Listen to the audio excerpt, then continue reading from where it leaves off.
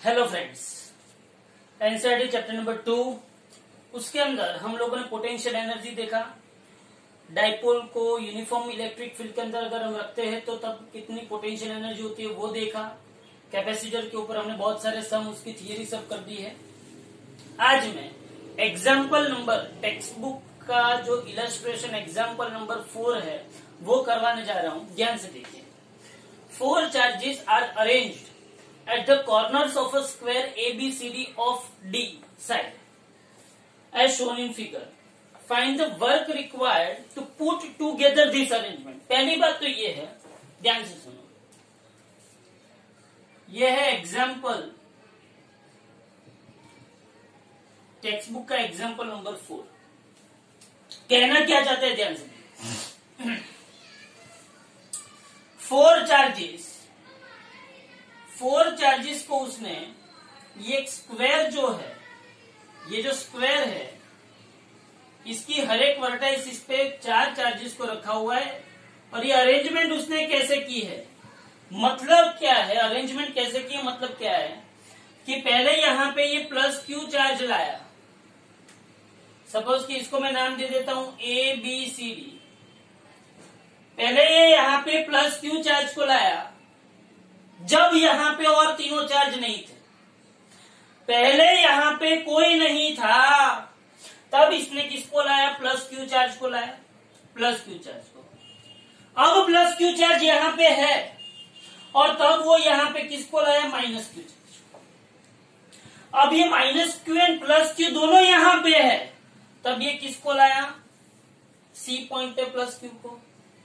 अब ये plus Q भी है, माइनस क्यू भी है और प्लस क्यू भी है और तब यहां पे डी पे किसको लाया, माइनस क्यू। ये अरेंजमेंट करने के लिए उन लोगों ने पूछा है कितना वर्क चाहिए, कितना वर्क चाहिए, क्या कर सकते हैं सोच लो।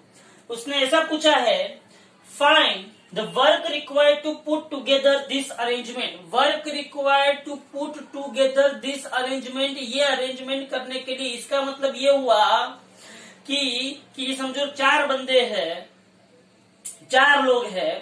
पहला एक बंदा यहाँ पे आया जब कोई नहीं था, बराबर है। जब ये प्रेजेंट था ए के ऊपर तब बी के ऊपर दूसरा कोई बंदा आया। जब वो प्रेजेंट था और ए के ऊपर मैं भी प्रेजेंट हूँ, बी के ऊपर ये भी प्रेजेंट है तब सी के ऊपर और कोई आया। फिर ये तीनों प्रेजेंट है तब डी के ऊपर किसी और को लाया गया। तो ये पूरी की पूरी अरेंजमेंट करने के लिए टोटल वर्क कितना होगा वो मुझे माइंड में बैठ रहा है क्वेश्चन। समझना, पहले से मैं बोल रहा हूं चारों 4 चार्जेस साथ में आए नहीं है, साथ में नहीं आए। समझना ध्यान से। ये भी सी डी एक स्क्वायर था, कोई नहीं था यहाँ पे। पहले मैं किसको लाया, प्लस क्यू को, फिर मैं किसको लाया, माइनस क्यू, फिर मैं किसको लाया, प्लस क्यू, फिर मैं किसको लाया, माइनस क्यू। तो ये अरेंजमेंट करने के लिए कितना वर्क हुआ वो मुझे ढूंढना है। तो ये वर्क ढूंढने के लिए आप क्या कर सकते हो, वर्क ढूंढने के लिए आप क्या कर सकते हो। तो मुझे ये पता है कि work is equal to energy. और जब 2 चार्जेस होते हैं, एक Q1 होता है और दूसरा क्या होता है, Q2 होता है, दोनों के बीच का डिस्टेंस R होता है, तब इन लोगों के बीच में जो पोटेंशियल एनर्जी होती है वो क्या होती है, K Q1 Q2 by R। और वही क्या हो गया, वर्क हो गया, बराबर है। तो मुझे यहाँ पे ऐसे ही कुछ वर्क ढूंढना पड़ेगा। तो ध्यान से देख, स्टेटमेंट में क्या लिख सकता हूं, ध्यान से देख कि जब ए पॉइंट पे प्लस क्यू चार्ज को लाया गया तब वर्क कितना हुआ, the work done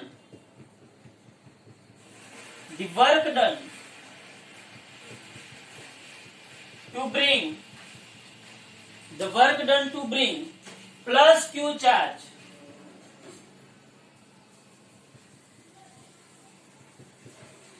at point A. सोच क्या होगा। तो work done plus Q charge को यहाँ पे ला गया।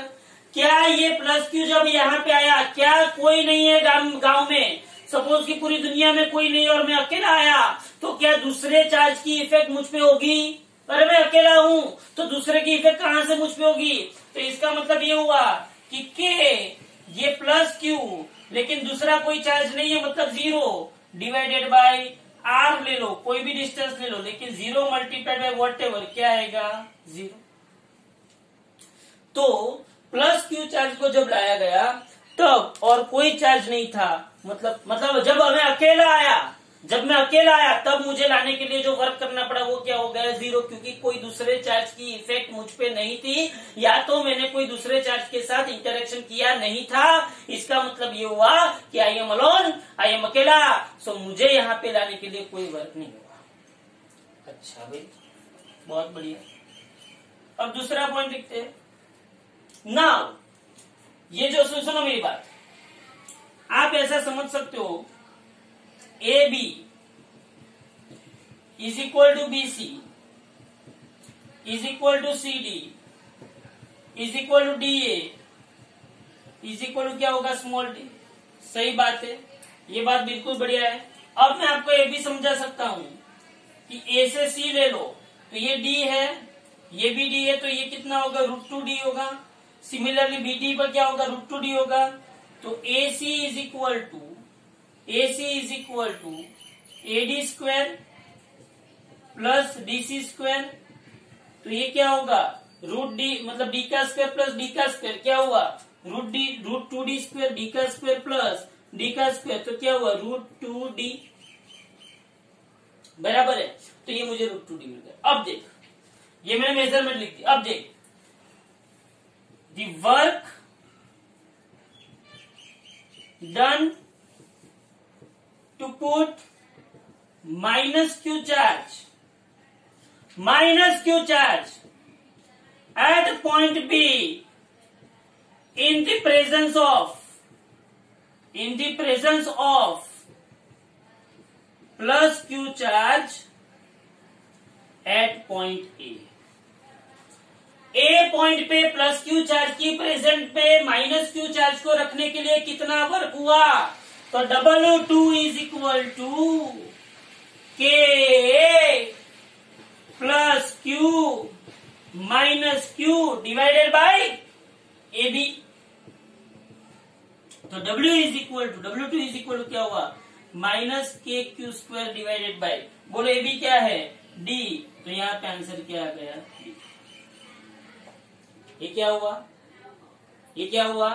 माइनस क्यू चार्ज को यहाँ पे लाने। सिमिलरली बस यही कहानी आपको करते जाना है।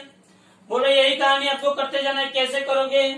बोलो अब क्या लिखेंगे? द वर्क रिक्वायर्ड या तो work done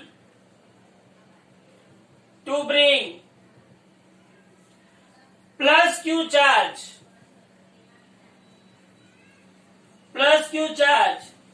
at a point C in the presence of, एकदम सिंपल सम है ये, in the presence of plus q at A and minus q at B, plus q at A and minus q at B। So W3 is equal to, बोलो भाई मुझे कौन बोलेगा? W3 is equal to, बोलो क्या होगा? हाँ भाई, यहाँ पे इन दोनों के बीच में भी पोटेंशियल एनर्जी लगेगी और इन दोनों के बीच में भी पोटेंशियल एनर्जी लगेगी। तो इसका मतलब क्या हुआ? देख, K plus Q divided by AC, plus Q divided by AC plus K minus Q plus Q divided by BC, तो minus Q plus Q divided by BC। अच्छा भाई, तो मुझे कौन बताएगा? W3 is equal to KQ square. What do mean by AC? AC क्या है? √2D और BC क्या है? D। तो ये क्या होगा? √2D minus KQ square divided by D। तो ये क्या आ गया? W3। समझ में आ रहा है? ये क्या आ गया? W3। Again the work done, see अभी 3 लोग प्रेजेंस है, बराबर है? तो द वर्क डन टू या तो bring minus Q charge at point B T in the presence of plus q at A minus q at B plus q at C। ये भी है, ये भी है, ये भी है। इन तीन की प्रेजेंस में मैंने क्या रखा, माइनस क्यू को रखा डी पॉइंट पे। तो W4 इज इक्वल टू, बोलो क्या होगा, इन दोनों की पेयर बनेगी, हाँ इन दोनों की पेयर बनेगी, हाँ इन दोनों की पेयर बनेगी, मतलब A D B D C D. तो बोलो एडी बनाओ, एडी बनाओ, तो K plus Q minus Q divided by AD plus K minus Q divided by BD plus K plus Q minus Q divided by C D. तो बोलो क्या होगा यहाँ पे, W4 is equal to minus K Q square by, बोलो जैसे AC है वैसे BD है, लेकिन AD क्या है, AD क्या है, D प्लस के क्यू स्क्वायर, BD क्या है, BD √2D minus K Q square, CD क्या है, CD D। तो मेरे पास W1 आया, W2 आया, W3 आया और W4 आया। तो I want to find total work, then total work is nothing but, total work ये पूरी की पूरी अरेंजमेंट करने के लिए जो टोटल वर्क हुआ, वो total work is nothing but W is equal to W1 plus W2 plus W3 plus W4, W1 0 है, W2 minus K Q square by D, W3 मतलब K Q square by √2D minus K Q square by D, and W4 मतलब ये तीनों मतलब इन सबको add करके सिर्फ रख देना। बोलो समझ में आया। तो ये इसका क्या हुआ, पहला पोर्शन हुआ, ए पोर्शन। इस क्वेश्चन का ये कौन सा पोर्शन हुआ, ए पोर्शन हुआ। पूरा अच्छी तरह से देख लो, ऐसे ही आप बोर्ड की एग्जाम में लिखोगे तो कोई दिक्कत नहीं आएगी। बहुत आपको सिंपली क्या करना है, पहला लिया, दूसरा नहीं था, मतलब वर्क क्या हुआ 0, फिर पहला था और दूसरा आया तो वर्क क्या हुआ KQ1 Q2 बाई R, फिर पहला और दूसरा था और तीसरा आया तो इसके साथ C की जोड़ी और B के साथ भी C की जोड़ी, और जब चौथा आया तो तीनों के साथ एक एक जोड़ी बन गई। बराबर है, समझ में आ गया। अब उसका बी पोर्शन क्या कहता है, ध्यान से सुनो, ये समझ में आ गया, देख लो, उतार लो जल्दी से। बी पोर्शन ऐसा कहता है, a charge Q0 is brought to the centre E of the square. मैंने Q0 चार्ज को ध्यान से देखना, अब ये उतार लिया है, चलो यहाँ पे देखो। अब मैं क्या करता हूँ, Q0 चार्ज को इसके सेंटर पे रखता हूँ। कहां पे रखता हूँ, इसके सेंटर पे। ध्यान से देख, समझना ध्यान से देख। यहाँ पे ये टोटल कितना हुआ, AC कितना है, √2D, AC is equal to √2D। लेकिन AE क्या होगा, AE is equal to AC बटे 2, तो AE is equal to √2D by 2, तो AE इज इक्वल टू क्या हुआ, D बाई √2 हुआ। क्या हुआ, A is equal to D by √2। इसका मतलब यहाँ ये चारों चार R है, बराबर है। इसका मतलब ये हुआ कि R is equal to A is equal to D by √2 आया।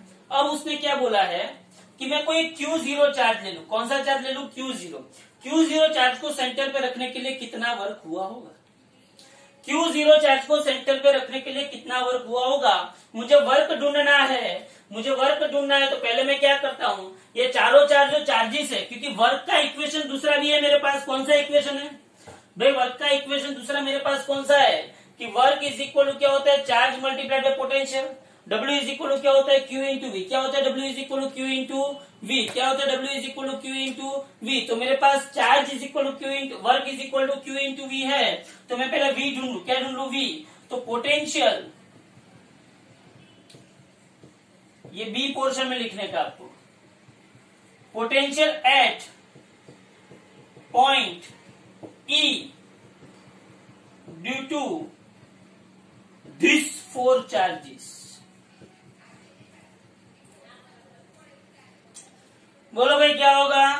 तो V इज इक्वल टू क्या होगा? बोलो इसकी वजह से क्या होगा? K Q by R। इसकी वजह से क्या होगा? K minus Q by R. इसकी वजह से क्या होगा? K plus Q by R. ये फोर्स चार्ज की वजह से क्या होगा? K minus Q by R. और मैंने इसको देखा K Q by R, K minus Q by R, K Q by R, K minus Q by R, सब निकल गया। तो V क्या आया? 0। चारों चार चार्जेस का जो अरेंजमेंट है, इस अरेंजमेंट की वजह से सेंटर पे पोटेंशियल क्या आया? 0 आया। सीधी सी बात है, पोटेंशियल 0 है, पोटेंशियल 0 है तो वर्क भी क्या होगा? पोटेंशियल 0 है तो वर्क क्या होगा? 0। समझ में आ रहा है? तो ए पोर्शन समझ में आया पूरा। बी पोर्शन में मैंने सिर्फ क्या किया? पोटेंशियल ढूंढा, पोटेंशियल 0 आया तो वर्क भी क्या हो गया? 0। ओके, तो ये एग्जाम्पल नंबर कौन सा है? 4। अब देखो एक एक्स्ट्रा सम है, एक एक्स्ट्रा सम करवा रहा हूं, ध्यान से देखना। एक सिस्टम दी हुई है, ऐसा सम कभी कभी आ सकते हैं। ये सिस्टम क्या दी हुई है कि एक माइनस क्यू चार्ज है, एक प्लस क्यू चार्ज है और एक माइनस क्यू चार्ज है। माइनस क्यू स्मॉल है, प्लस क्यू कैपिटल है। इक्वल डिस्टेंस पे रखे हुए, मतलब कि माइनस क्यू से प्लस क्यू जो है वो आर डिस्टेंस पे और प्लस क्यू से माइनस क्यू भी आर डिस्टेंस पे। ये जो सिस्टम है, इफ द पोटेंशियल एनर्जी, उसने ऐसा दिया हुआ है, if the potential energy of this system